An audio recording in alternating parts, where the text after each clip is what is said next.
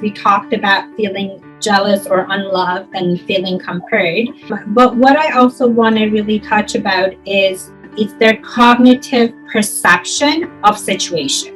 How a 2-year-old deals with sibling rivalry is very different how a 4-year-old or a 10-year-old or a 14-year-old or an adult deals with it. So it becomes to be our responsibility as parents in early stages to really put that ground step to make sure we're creating that steady levels for them to understand, okay, you know what, this action of mine, it's not proper because I'm not showing empathy.